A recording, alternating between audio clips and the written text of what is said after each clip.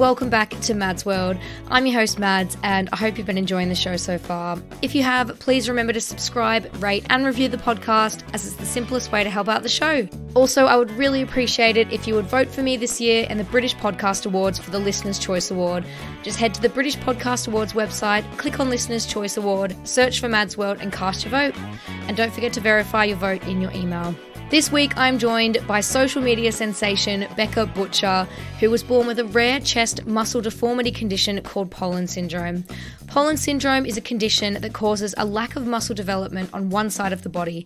It's primarily characterised by the lack of chest wall muscles, so as a result, Becca only developed one boob.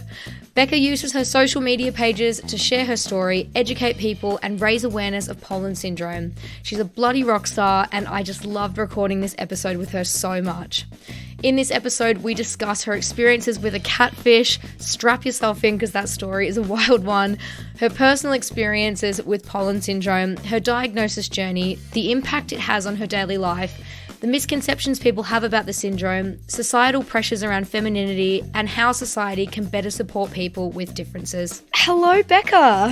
Hi, thank you for having me. Oh, thank you so much for jumping on the podcast. I love having a fresh face, and as we were just saying, I've had the busiest day ever, so it's nice to chat about something so different and so interesting. So up first, I was hoping you could do our speed date question round so everyone listening can learn a bit more about you. Yeah. So my first question is, what is your favourite pop culture moment? When that boat blocked the Suez Canal. I don't know why, that was just... it's such a throwback, isn't it?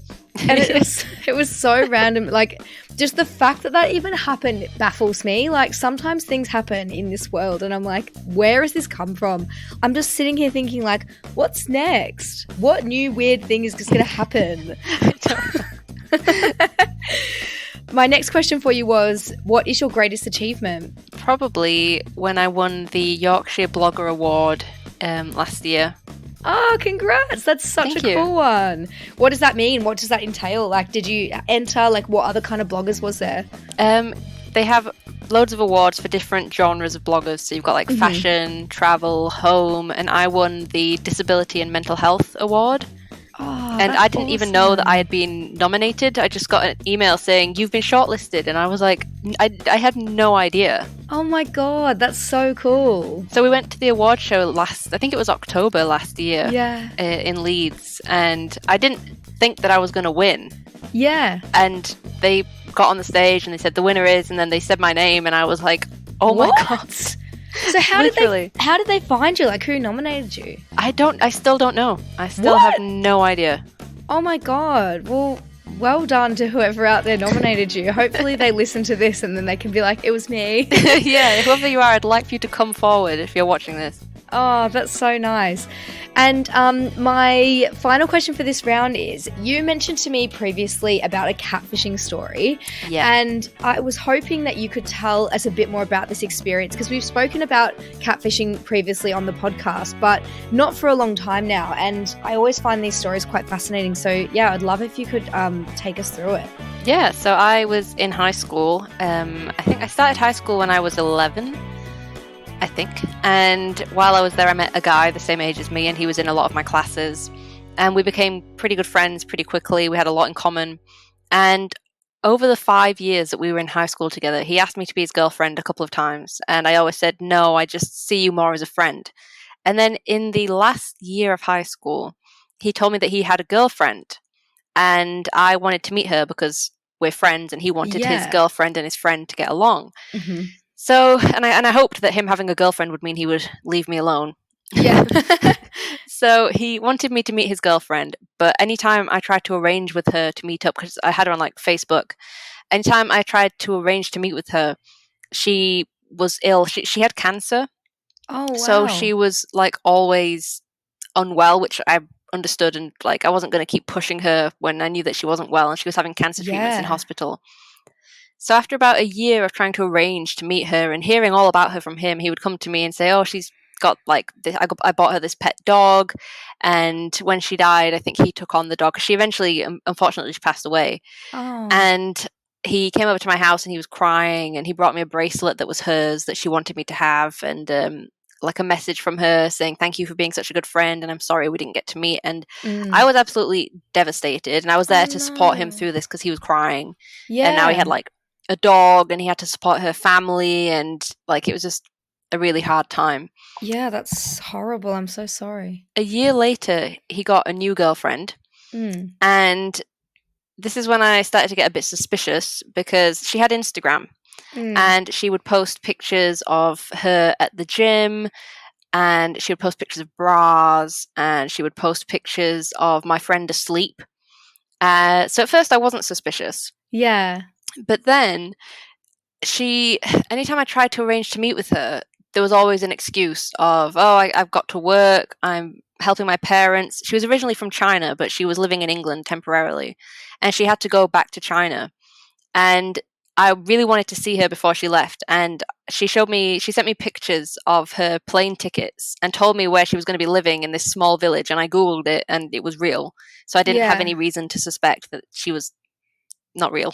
So she moved back to China, and after like maybe a year, and again my friend was absolutely devastated and crying, and I had to be there to support him. And then after she left, I felt bad because I was kept thinking I didn't try hard enough. I should have made more of an effort to see her. Like that's 2 girlfriends now that I've not been able to see, and I was really upset. And she would, when she was with him, she would ask me about like my favorite, like as girls do. She would be like, so you like, how's your period? Do you get heavy periods? What kind of bras do you think I should try? And like, so like talking to another girl, things I wouldn't talk to a guy about. Like, and when you're a teenager as well, like that stuff just comes up because it's like what you're all going through at the same time. Like that's quite normal. Yeah. So I would talk to her about like boobs and bras and periods and boys.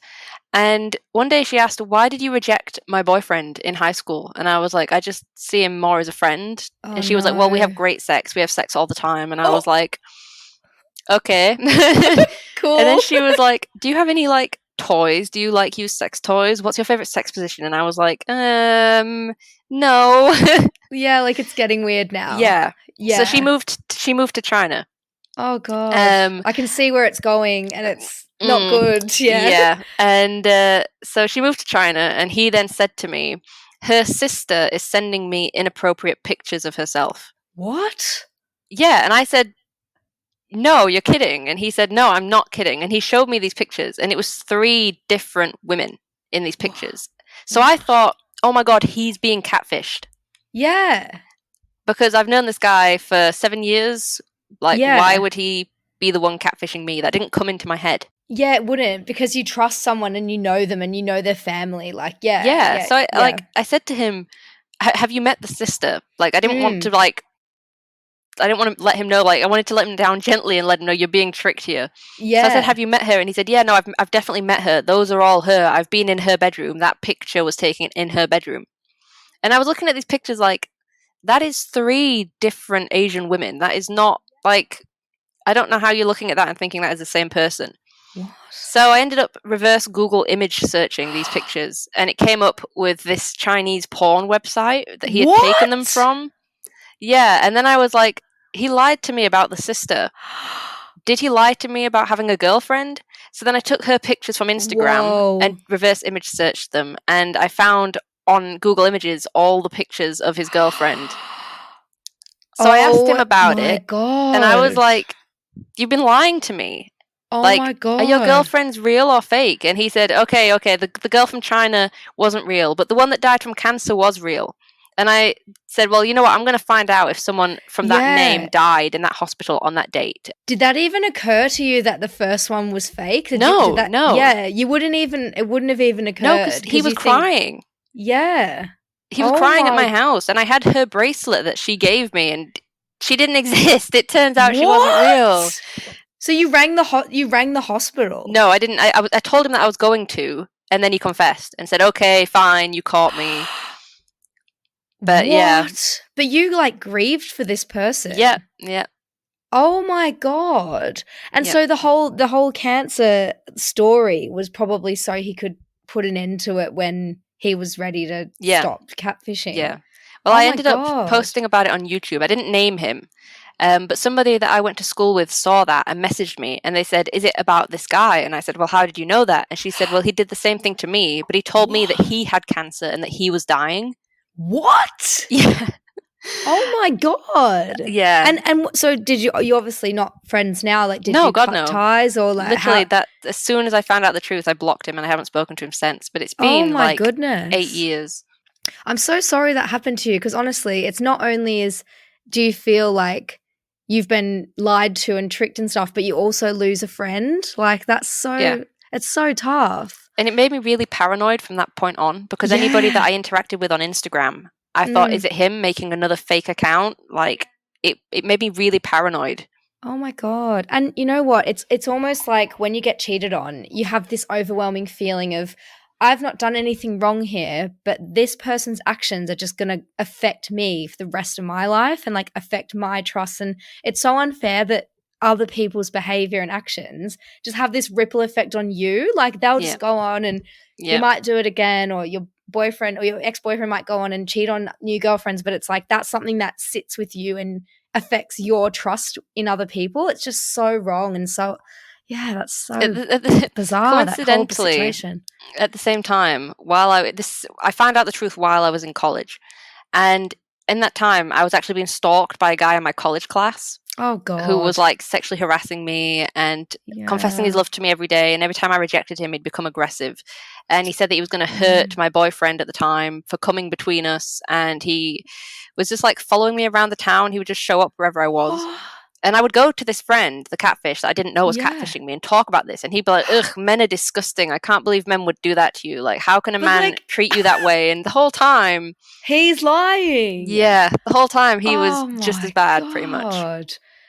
That's an insane story. God, I honestly, they've got Catfish UK now as well. I find it every time. I'm like, it just baffles me. People who engage in catfishing behavior must have so much going on below the surface. And yeah, what a wild story. Thank you for sharing. No problem. I'm happy to talk about it. Yeah. I'm glad to be talking about it now in like a kind of turning it around to make it into a positive, I guess. Yeah. Something at least that people can hopefully, if someone out there listening, it's happened to them, then they know that Yeah. they're feeling less alone. Yeah. Yeah.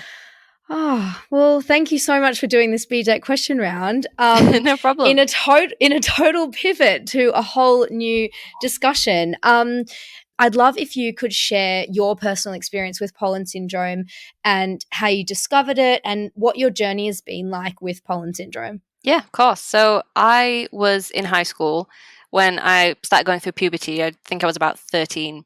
And I realized that one of my boobs was growing and the other one wasn't. So I was quite concerned, but I gave it some time and just thought it will even out. And as the years went on, it just didn't. The bigger one kept getting bigger, and the small one just stayed underdeveloped and small and like it hadn't grown at all. Okay. So I went to see my doctor. Yeah. And I said, I think something's wrong. And they said, oh, it's normal. Every woman has one bigger than the other. It will grow. You haven't finished going through puberty yet. There's still time. So I gave it another year. Still, like, the bigger one is only getting bigger and bigger and bigger. And Yeah. so I went back to the doctor again. And for years, they kept brushing me off and being like, stop worrying about it. It will grow. There is nothing Yeah. wrong with you. This is normal. And eventually, after a while, I started to have to like stuff my bra with socks on the smaller side. I would buy bras that were too small to try and push back the bigger one. And when that didn't work anymore, I had to pad out the smaller side to make it look bigger because I didn't want anybody to know. It was so embarrassing.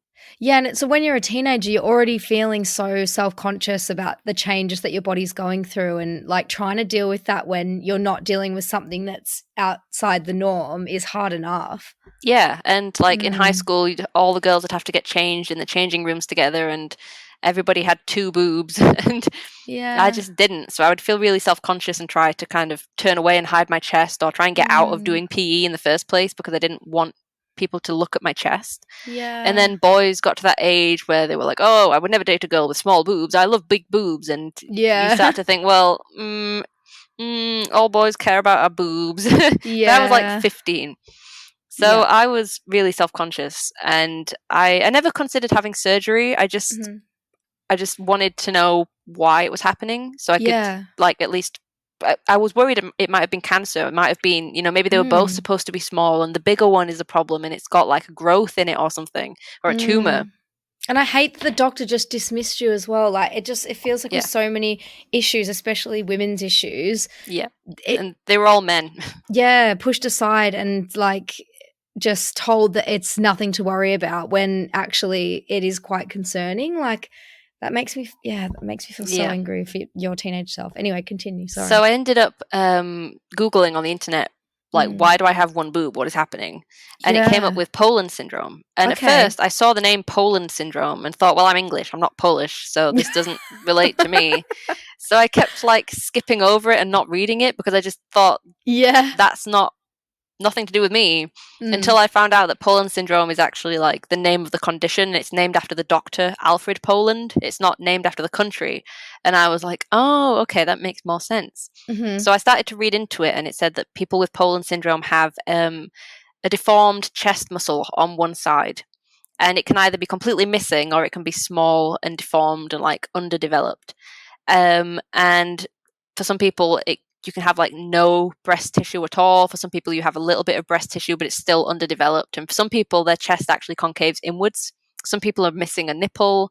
For me it's just like smaller. It's like just like less than an A cup, but then like my larger side is like an E. So it's quite a big difference. So it was when I found out what Poland syndrome was, I went back to my doctor. And he said, I've never heard of this in my life. Like, this isn't a real thing. And I was like, it is. It's so frustrating. Yeah. So he sent me to the hospital to meet with a breast specialist. And she also had no idea what that was. Really? Yeah. So as I was leaving the hospital, a nurse in the corridor saw my chest and said, Poland syndrome. I've seen that once before. Oh, my God. Yeah. So me and my mum were like, oh my God, like, yeah. What are the odds of that? That's so I know. lucky. So she took us into like a side room that was for like families. And she said that she's only ever seen it once before in her entire life. And that it's really hard to get a diagnosis for. But she's pretty sure that's what it is. So she told me to go back to the doctor and tell them that. So I went back to my doctor again, and they sent me to a couple of different breast specialists in different areas, and some said, yes, that's what it is, and some said, no, it can't be because I've never heard of it, but they could never tell me what else it would be. Yeah. And by that point, I was about 17 or 18. Oh, it's exhausting. It's such a long process. Yeah. Yeah. And they were still saying, like, oh, well, it might still grow. And I was like, I think I know my body. I think that I'm not going to wake up tomorrow and suddenly go from an A to an E. Like, I just wanted to make sure that I didn't have anything cancerous in there. So because I was so concerned about this cancer thing, they sent me for an ultrasound on my chest, and that showed that the muscle is deformed. So then they were like, okay, yeah, it's got to be Poland syndrome then. But they still didn't know much about it. One doctor said to me that when he was in medical school, his teacher said, yeah, there's this thing called Poland syndrome, but you're never going to see it, so we don't need to learn about that. Oh. So annoying. Yeah. So when I realized that that's what I had, I wasn't. They kept offering me surgery. They kept saying, you can have a boob job. You can have the small one made bigger. You can have the bigger one reducted and make it smaller. We can take the muscle from your back and pull it to the front, and then you've got two muscles on the front. Wow, yeah. And I just didn't want any of those. I wasn't really bothered about changing it. I just wanted to understand what it is and why I have it, and make sure it's not going to kill me. Yeah. And why do you have it? What causes it? Is it unknown? Is there going to be knock-on effects later in life? I guess that's the stuff that you need to know that you were interested in finding out. They're still not sure why exactly it happens, but there's a theory that it happens when a fetus is being developed in the womb. If there's a lack of oxygen to the body or to the brain, then it kind of stops parts of the body developing. But I think that's just like for any deformity and any disability. It's kind of, they're just going off of the generic, well, lack of oxygen causes all these other problems, so it's got to be what causes Poland syndrome. But it's not genetic. It doesn't pass down through families, and my parents don't have it. If I had a kid, they wouldn't have it. Really? So it's not like genetic. It's just something that just happens sometimes. Yeah. And it's so rare that like most doctors never see it. So when I was finally told that this is what you have, the hospital wanted to take some pictures of my chest for kind of like medical research purposes. And they said that they were going to give them to like students. And I've had quite a few medical students come and have a look at me. Yeah. have gone to see doctors about other conditions, like arthritis, for example. And they've said, oh, I can see that you've got Poland syndrome. I've never seen that before. Can I see it? And I'm like, no, I'm here about my hands, not my boobs. Yeah. Like, I'm not That's getting so my boobs out. invasive. That's such an invasive question. And it's like, it's not in a safe space for them to be asking that at all. No, So it's inappropriate. yeah. But luckily, I've not had anything like that for a few years now. But I think that's because I've stopped going to the doctor about it, because now I know what it is. I'm not too worried. I don't have to keep going back and asking for updates. Every so often I do go and get like checked out just to make sure that everything is still okay in there, as I think anyone should. Because Yeah. obviously it's important to check your breasts for like health and lumps and bumps and things. So Mm-hmm. I always go back, because obviously when it comes to checking your breasts, you're supposed to feel for lumps and bumps. But my smaller one feels different anyway because of the deformity. Yeah. So I never know what it's supposed to feel like. So Yeah, I go and get like 100%. a professional doctor to do it for me, because I want to make sure that I'm being safe. Mm-hmm. Yeah. But a lot of people ask, like, what does it feel like? And I don't know what to compare it to, because that's all I've ever Yeah. had. It's not like I've Yep. had two boobs and then lost one and now I'm kind of adjusting to the sensation of having just one. I've just always had one. So I Yeah. don't know what it feels like to have two. Yeah, it's just your normal. Yeah. And when it comes to buying bras, people always ask, like, how do you buy bras and swimsuits? And I always buy for the bigger side. Yep. You shouldn't buy for the smaller side. For Mm-hmm. anybody that's got any kind of breast asymmetry, even if it's just a little bit, you should always buy for the bigger side, because it's more comfortable and supportive that way. So the doctors kept pushing surgery, like, Mm. all the time. Every time I'd go back to the doctor, they would be like, don't forget, surgery's an option. Don't forget, you could have surgery. Don't forget, are you sure? You might change your mind. The offer is still there, because, you'll probably change your mind. And I'm like, I think I know what I do and don't want for my own body. And if you do change your mind, you'll let them know. Yeah, exactly. Yeah. So I asked them to take me off of like the list, because I don't know if I was on some list somewhere that kept flashing up on their screen. Don't forget to ask her about the boob job.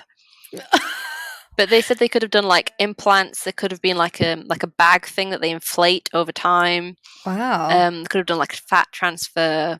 But I never wanted to change it. Yeah. The only thing it makes difficult is, buying bras and swimsuits. But other than that, it doesn't really.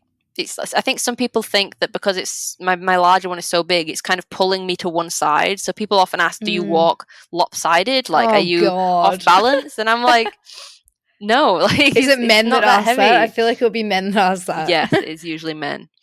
But I tried to look into like finding when it came to looking up Poland syndrome, I could not find any pictures of any women that had this condition anywhere. I could find lots and lots of men, but there weren't any pictures of any boobs on the internet that looked like mine. So I thought, well, if like I can't find people, there's got to be other people out there who are also finding nothing. So maybe they could find me. So I started to Yeah. post on Instagram and YouTube about it, and from there it kind of my posts blew up, and Yeah. then the news picked up on it, and then I was in magazines and newspapers, and then I got more followers, and from there I just kind of grew a social media following from it. And it wasn't what it wasn't, I didn't plan that to happen. I didn't know that Yeah. I didn't know that was going to happen. I just thought, if I'll just post about my chest, I'll find like two other people, and I've now spoken to Yeah. like 1,000 women with this condition all around the world. And it's so cool that you can turn it into something positive, at least to help other people and connect other people. That's such a cool thing about social media, is that obviously there's so many bad parts that everyone loves Yeah. to talk about, but connection with like niche communities and like-minded people is such an awesome thing that in like the 80s they'd have no chance. Like if it was already such a rare syndrome to have and there was no social media and no way of finding connection and doctors are turning you away, people probably wouldn't have ever been diagnosed. No, I've spoken to so many women that are like older and they've had the surgery, but they said that they weren't given an option. They weren't told that you can say no, it's your body. It was just women have to have two boobs, so you're going to have to go through with the surgery. And they ended up suffering with complications because the muscle is deformed, and usually if you get like an implant, they put that on top of your muscle. But because it's deformed, oftentimes for people with Poland syndrome, there's a chance that the implant might flip and rupture inside you, and then you get like infections and things. So a lot of these women have had, they said, we didn't want to have surgery, we just didn't think we had a choice. Yeah, you didn't think there was another option to just live as you are. And a lot of people don't know that if you have like breast implants, every so many years you can get them replaced. Sometimes they kind of like get outdated. So when people say, "Oh, you should just get a boob job," it's like, yeah, but I could end up having to have another one in 10 years, and then another 10 years, and another 10 years. I might have to keep getting it replaced. So it's not really, to me, worth all the risks that come along with surgery. I mean, there's risks with any surgery. If it's just cosmetic as well, like if it's just something so that you can look and feel different, I mean, as you said, the complications that come with that, if you're comfortable in who you are, like you're perfect as you are. And if there's no complications that are going to come from that, I mean, why change it if it's something that you're comfortable with? I completely understand why there are some people out there that aren't comfortable with it. Like, I'm not anti-surgery. I'm pro do what you want with your own body. And so if people want to have surgery and it will make them feel better, and if it like helps fix their mental health and their self-confidence, then they should absolutely go for it. I'm not here to tell anybody that they can't do something with their own body. It's just I don't want it. Yeah. And I'm sick of it being pushed onto me when I've said no so many times. And I don't want it to be pushed onto other people so that they don't realize they have a choice. As long as someone has a choice, then that's everything. That's what matters to me, is that whether they say yes or no to it, as long as that they were given the option and not forced into something that they didn't want to do. In what ways have you seen the experiences of women with Poland syndrome differ from those of men? So I know that you mentioned that men can have the syndrome as well. Is there specific challenges that you think women face that men don't? I mean, everything that we've just spoken about in regards to body image and the cosmetic side of things, I suppose that doesn't apply to men, or does it? What would you say in regards to that? I have spoken to some men that have it, and they felt very self-conscious about it, and they had the surgery to bring their back muscle to the front so that it looks even. But again, there's a risk that your body might reject that, and then you've lost your back muscle and your front muscle. Oh God! So you can't win. And sometimes it works out, but oftentimes surgeons refuse to do that surgery because it's just too risky. But I know men that have had that surgery and feel better for it. But there are guys that haven't had surgery and they still feel self-conscious, and they'll say, "Well, I'll keep my shirt on if I go swimming." But obviously, they don't have to deal with like buying bras and bikinis and being sexualized. I've had a lot of weird men tell me that they like me because of my chest, and they're into it, and they're like, it's like having, if I like a girl with big boobs and I like a girl with small boobs, and you've got both, so it's like having two girlfriends at once. And I'm like, no. No. So I guess that leads into my next question as well, about societal pressures and expectations around femininity and beauty. How have you navigated that, and how has this impacted your personal body image? Thankfully, it hasn't impacted me personally, because I don't really care what people think about my body. I've just always been very unbothered about other people's opinions of my body, luckily. But I know that there are so many people out there that are affected by it, and I get messages every single day from girls saying that they feel so self-conscious about it. But like you said, there's like this societal expectation of what femininity and what a woman should look like. And that would be having two big boobs, and you're told from a young age, if you've got two small boobs, then you're not woman enough and you're not sexy. And it's ridiculous. Like, you can be sexy with small boobs, one big boob, two big boobs, like whatever. Like, femininity and a woman's body is whatever we make it. It's not, it shouldn't just be one set standard or a box that you're supposed to fit in. I've had people say that I'm actually trans or half man because they think that I have one small chest because I'm half man on that side of my body. And I'm like, women can just have small boobs sometimes. Yeah. Oh, God. And what do you think, in terms of making a difference, how do you think that society and healthcare providers and individuals, how can all of those things better support and advocate for women and men with Poland syndrome? What do you think is the best way to make a change? I think that doctors and surgeons and medical professionals in general really need to look into what Poland syndrome is and be educated on it. And I've spoken to families and parents who said that another thing that Poland syndrome can cause for people is they can be missing fingers on one side, on the same side as the chest. I did read about this, that there was a few different symptoms, that it's not always just the breast or the tissue in the chest. Yeah. So I've only got the chest, like I've got like my hands are fine, it's just my chest. But for some people, they're missing fingers and have deformities like elsewhere in the body. So from birth, you can kind of tell that that child has Poland syndrome because they're born without fingers, and you can see that something's wrong. But I've heard from families that said that they gave birth and literally the midwife took the baby out of them and then screamed and was like, "What is wrong with this child?" Oh Like God. the second it was brought into the world, which obviously worried the parents. Yeah. But I think that people need to be more, healthcare providers need to be more considerate of how they talk to and about people with disabilities and physical differences, because reacting like that is just really hurtful and concerning. God. And so dramatic. Yeah, and I think that if a girl or a young person, whoever, goes to a doctor and says my boobs are uneven, they need to be taken like seriously. I'm not saying that you need to give them like breast scans and things, but like instead of just brushing it off and saying it's normal, go away, stop bothering me, like say, yeah, you know, we'll check back in like a couple of months and let me know if anything's changed, and why don't you look into this and why don't you look into that, rather than completely brushing them off. Like so many women's health issues are always being brushed off by doctors all the time. Like they don't take us seriously. It concerns me thinking about women of color and women that are overweight or obese as Yeah. well. I think that doctors are quite quick to dismiss the Yep. issues in those minority groups as well. So something like this, I mean, I guess in a way you have a privileged standpoint in that you're a white woman and you're thin, and there's so many other blockers that are in place for different communities that they may never get diagnosed if they had Poland syndrome, you know? Yeah, I do hear from a lot of like people from different ethnicities and different Yeah. backgrounds that contact me, and they have Poland syndrome, and they've said like, I'm really struggling to get a diagnosis. And I mean, I couldn't get a diagnosis for years, but I still knew that I had it. And like, we know our bodies better than anybody else ever will.